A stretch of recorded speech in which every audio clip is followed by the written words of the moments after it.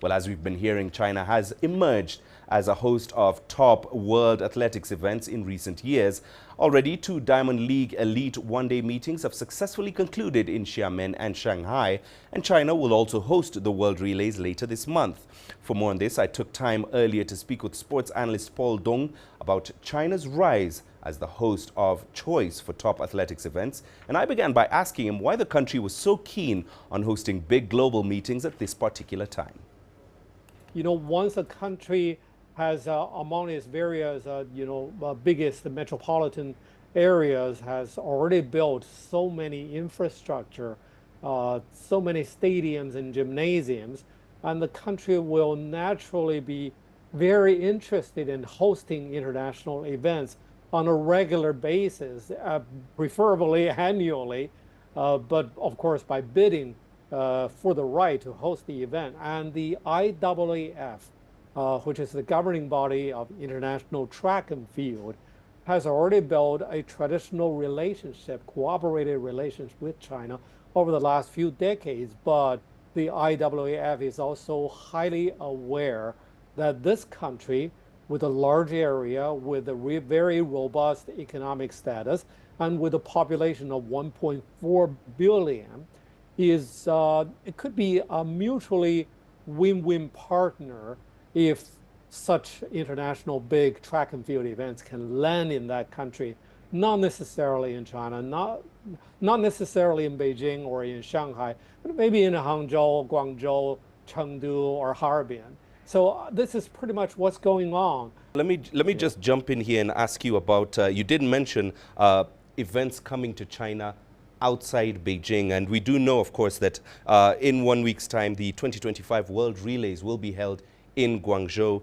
Just how important is that event for the port city, which will be, of course, hosting the world's best sprinters for the first time?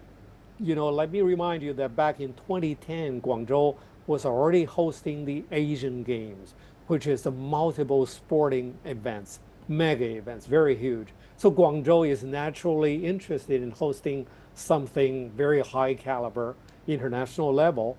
And when the IAAF World Relay Championship comes to Guangzhou, I think local province of Guangdong, which is one of the largest economies and provincial economies in the country, will be very happy to not only host, once again, not only host those stars, but to host thousands of maybe millions of visitors from other provinces across China to generate more income for its tourism. Right. And Paul, finally, before we let you go, Beijing will, of course, become the 3rd city in history to host the World Championships for a second time. That will be, of course, in 2 years' time in 2027. What can you tell us about the preparations there for that big track and field showcase?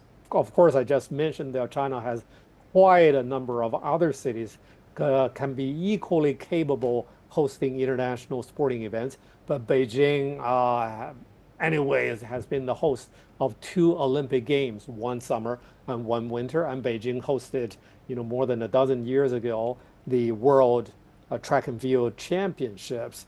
And the international, governing body of track and field has never given up the idea to, bring the World Championships back to the Chinese capital, and it will be landing here in this city in a little more than 2 years, of course.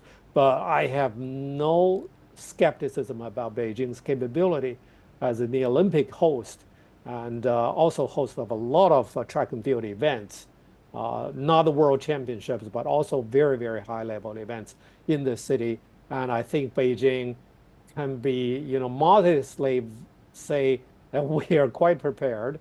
And of course, we will have a lot of more things to do over the next 2 years. And it will be autumn, it will be, fall in Beijing. That would be the golden time for Beijing to host the track and field event. And it will be fascinating, I think, not only for Beijing city residents, but also for fans from around the country.